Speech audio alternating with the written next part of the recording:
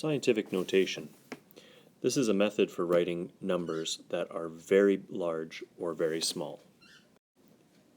For example, the distance across the Milky Way galaxy is approximately 1, 2, 3. Oh man, this is a lot of zeros I have to write.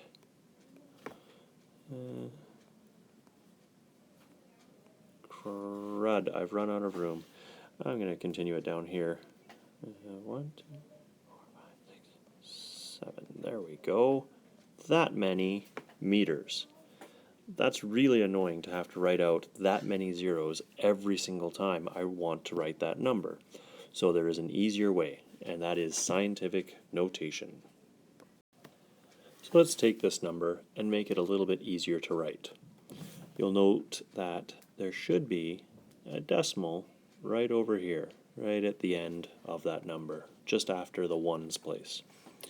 Now if I were to take this decimal and move it over to that place right there, well, in order to keep that number the same, I would have to rewrite that whole number with the decimal in the new place and then say times 10. If I multiplied it by 10, that would move the decimal back over to where I want it to be, keeping the number the same. Well, what if I moved the decimal over again and moved it to that spot? Well, then I'd have to multiply it by 10 again to keep the number true. If I move it again, I have to multiply by 10 again. Now there's another way to write all these times 10 times 10 times 10s, and that would be to write times 10 to the third power. Well, it's starting to be a little bit easier if I keep doing that. Multiply by another 10, and another 10, and another 10, and I just keep doing that. And what I need to do, which I haven't been doing, is keep track of how many times I move that decimal place over. So I'm going to start here, and I'm going to count 1, 2, 3, 4, 5, 6, 7, 8, 9, 10, 11, 12, 13, 14, 15, 16, 17, 18, 19, 20, 21. And I want to get all the way over to the last number.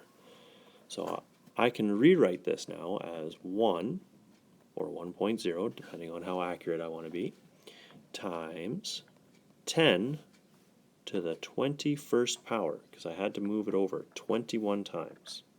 Now this is a really, really big number, so it's going to be difficult for us to confirm this, but we'll try a couple of smaller numbers in some other examples.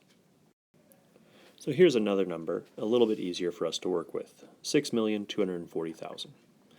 Now, if I want to write that in scientific notation, I would write 6.24 times 10 to the 6th power. And that's because I had to move that decimal place over from over here, 1, 2, 3, 4, 5, 6. 6 spots. Now what I want to do is I want to show you that this actually will take the number, it doesn't change the number at all. It's still 6,240,000.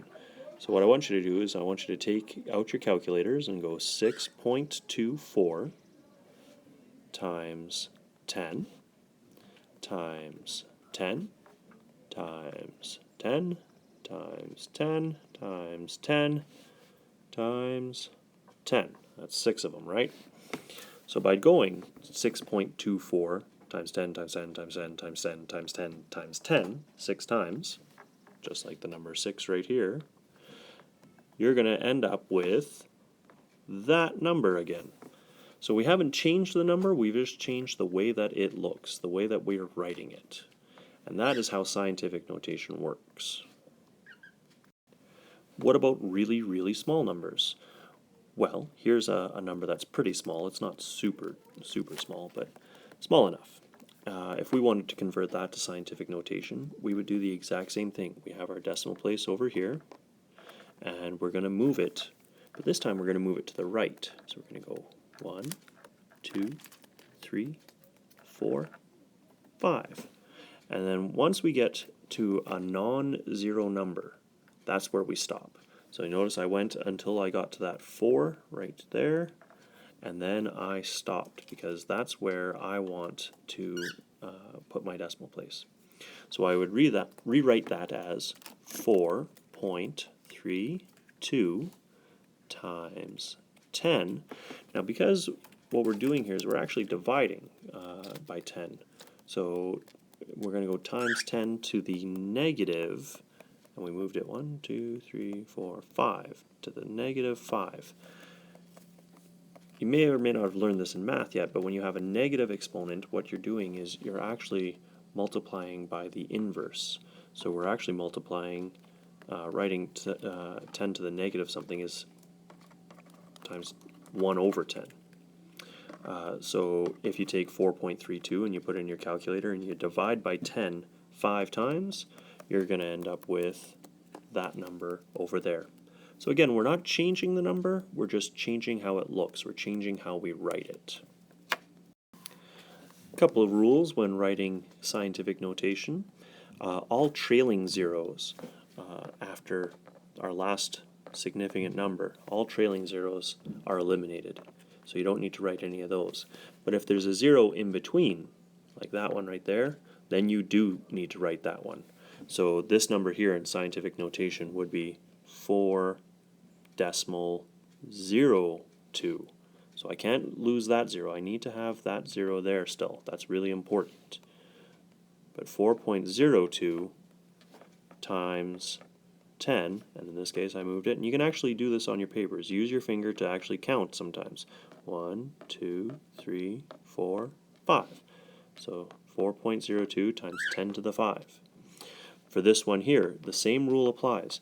All of these leading zeros here, you can get rid of them. They're not happy about that, but you can get rid of them. So this number becomes 4.03. Again, we have to keep that 0 there because that one's significant. That one's important. These guys we don't care about. So 4.03, 1, 2, 3 times 10 to the negative 3. So if we're moving our decimal to the right, we're going to end up with a negative. If we're moving our decimal to the left, we're going to end up with a positive. This negative here doesn't make the number negative. It's still positive 0.00403. All that negative does is make the decimal move over the way we want. Alright, you have a worksheet that you should be working on. Give it a try, and we'll go over it next class. Have a good day.